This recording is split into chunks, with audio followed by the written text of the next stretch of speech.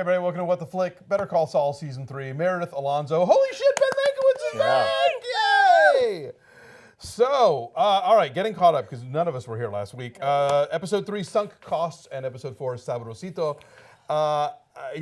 This is the Gus Fring show. Like, it is more interesting, almost, the backstory of Los Pollos Hermanos than what's happening with poor Saul right now. Although, obviously, for Jimmy, what this show does so well is we know that Jimmy remains a lawyer, but how? Well, first of all, the great thing about Gus is that this show, it was true in Breaking Bad too.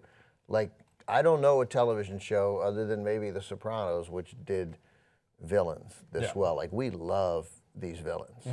We love Don Eladio, we love Hector, we love Gus, we love Hector's guy, our main guy, who I've now already forgotten about, because Mike, right, or whatever. Yes. Not that Mike, not our Mike, but we love Mike. Yeah, Mike's a villain, right? Yeah, sure. Yeah. But I mean, just that moment in the most recent season when the guy who worked with Mike, whose name can't also be Mike. The younger guy. Right. I know who you're talking But that about. moment where the one guy, Hector's, blocks the woman and her child from leaving, and he's like, no, we're not looking.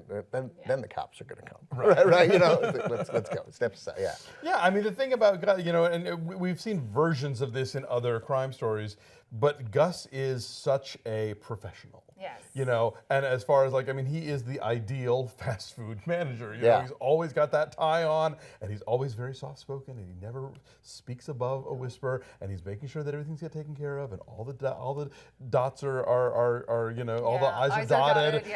All the baskets are put away and thrown away, but boy, there's just such a simmering thing going on with him. I was waiting for after Hector and his guys left, I was waiting for Gus to just flip a table or something, and no, he cleans. He did this. Yeah. He rolled up tinfoil and clenched it in his hand. That was all. Yeah. And he threw it in the trash. But then that little smile. Yeah, right. He's like, no, I won. Right, he's like, no, I've figured this out. I got whatever he's thinking. Whether he's thinking I got this guy on the run or I've got whatever it is. Which ties in obviously to our A plot. I don't know what the A plot on this show is right now. But when after Jimmy and why am I blanking on Rhea Seehorn's name? Kim, thank you. When Kim grills Chuck about the whole the hearing for the bar, and they're like, bingo. Do we think people who seem to be painted in a corner, and they're like, nope, I know exactly how I'm getting at. Do we think do you think she recorded it? I don't know that they said anything particularly damning. Yeah, and plus it was with afterwards. No, I think she just knows her strategy. I think she was looking for that confirmation of how far they were going to push the issue. Duplicitous Rhea Seehorn is my favorite Rhea Seehorn. like we don't want you don't want Kim to turn into Jimmy. No. Right. There has to be, and so it's great when she says Jimmy, and then it's great when she's like, Jimmy, okay, what do we do now? Right. So now, but I think you don't like to speculate, and I love to. Good. Have at it. So here's why Kim's not on Breaking Bad. She's not gonna die, although that's always possible, right? She's gonna get disbarred. Oh. Like somehow because we know Jimmy doesn't get disbarred, right? Because he's so the end result is that the friendly fire is going to end up hurting, and she's going to be like what you would imagine. She's like, okay, great, screw all you, moving to Fort Lauderdale, going to be a real estate agent, right? Yeah. Screw all y'all. So. Or we don't. For all we know, this show could end up with her still being married to Jimmy, and having a legit career and just pretending like she's not even paying attention to the whole Saul Goodman thing. Anything could happen. That's right. So he's Saul, and we just because all of a sudden, we're going to see him go home, which we never do, right? Yeah. And it's going to turn out there she is. Or it's, No, I'm not saying she necessarily went to Nebraska with him, but I'm just saying. No, I meant even in Albuquerque. Like it's going to turn out. But I wouldn't be surprised at the end of the season we like- get another one of those long like flash forwards or new present day, and he goes home and there's Kim. We don't know. Like, Or we'll get a Kim flash forward and it'll be her thing somewhere else. Maybe Right. she's running some scam in Florida. That'd be great. She just, like, Changed her name. Yeah. Kimmy Goodman. There was a lot of people pointed out that the underwater shots of Don Eladio's house were very Breaking Bad. Oh yeah, that was definitely referencing when the whole airliner. Well, also, but he got. I thought it because who killed Don Eladio? I mean, no. He got killed in Breaking Bad. Right. No, I'm just saying the actual shot. But of didn't the he get pool. poisoned by Gus and he fell into the pool? I believe that's right. Yeah, Right. but I don't remember. I'm just saying, but there were all those shots involving pools and Yeah, the, yeah. Yeah, the, well, the especially with, like, traps the and teddy stuff. bear. But I think that's how he died. No, I think that was absolutely. his- Yeah. that was his That pool is, and a lot of important conversations happen by that pool. But I also thought that was like among my favorite scenes ever, not in English. Like just they're all Stephen Bauer is so good. He's so so good. great, and Hector, they're all great. Everybody was great. Hector's guy is great. Don't speak unless spoken to. Just that whole pissing match with the I brought you a bobblehead, I brought you a T-shirt. Right. So here your dollar bills all vacuum packed. Yeah. Right. It's so interesting. From to now see. on, all laundered money will be this. vacuum backed. Yeah. But it's interesting to see like how Gus starts in favor, and we know ultimately, ends up. With his partner being off, Right, him yeah, just and going full on Hector's against gonna the wind up in cartel. a wheelchair with a bell, If Javier Bardem had been unavailable, right, to play, how do we say his last name? Oh, Anton Chigurh. Chigurh, right. Giancarlo Esposito could have done it. Giancarlo Esposito, by the way, is also narrating the Dear White People series on Netflix, which Oh, is is he? hilarious. Oh. And he actually, in the first episode, I think in the narration, he refers to himself as being like ethnic but non-threatening.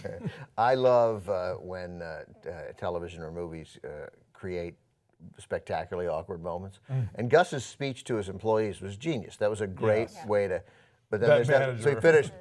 All right. Yeah. It was really. The assistant manager guy is so much that generic teen character on The Simpsons, Right, with right. the breaking Yeah. voice always, and it's like, oh yeah, there is that moment where like the fact that he is running a drug running operation, but he is also running a chicken place, Lyle. This is a great name too.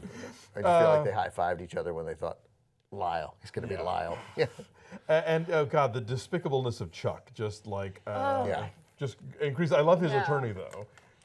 Yes, totally. I hate her, but I love her. Yeah, they don't miscast ever. I also love it was like a horror movie because right and just Mike's the man, the deadpan, the not sounding back, not looking. He just hears Chuck. Like when he comes close, he's got a question, and Mike doesn't move. Doesn't move. My friend was And then he's watching- reading Handyman magazine. Yeah, My friend Sorry. was, no worries. My friend was watching it with me, and she had seen a bit of the first season, not a lot of Breaking Bad, and she was like, "Oh my God, are they gonna kill the brother?" And I'm like, "No, it's gonna be worse. Just wait. He's gonna torment the hell out of him." That's right. Yeah. Yeah, But and he then does fix the He door. does. I know. I was gonna say. What can't Mike do? I know. You call Mike. Yeah. Better call Mike. Better call Mike. Yeah. And that end scene on the last episode with Gus and Mike, where he returns the money, and then Yes. Gus comes and he's like, "You should work for me," and Mike's like, "Depends on the job." But you see like that just that last scene of them like right there was just everything about like this is how he works for. Yeah, these are dudes who Yeah. know how to get stuff done. And I know we're kind of skipping the I previous know. episode. We have to talk about the shoe full of cocaine.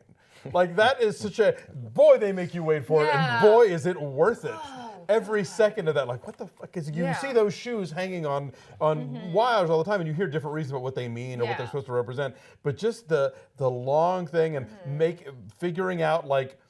Doing the gunshots earlier so that they think Yeah. it's fireworks, or they ignore it, and then he shoots again, and he dusts the truck with the cocaine so the dogs will sniff it at the border. It's like, oh god, this show. That was a brilliant sequence. Let me tell a very brief, because it happened, what is today, Thursday? Tuesday night.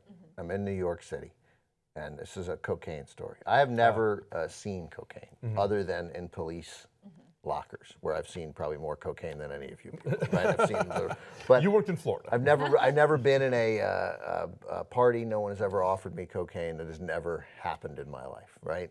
I don't know why. I give off a not gonna do cocaine vibe. So I'm leaving my hotel in New York at 12:30 to walk 57 yards to the hotel where other TCM employees are staying to pick up my sunglasses and walk back and go to bed.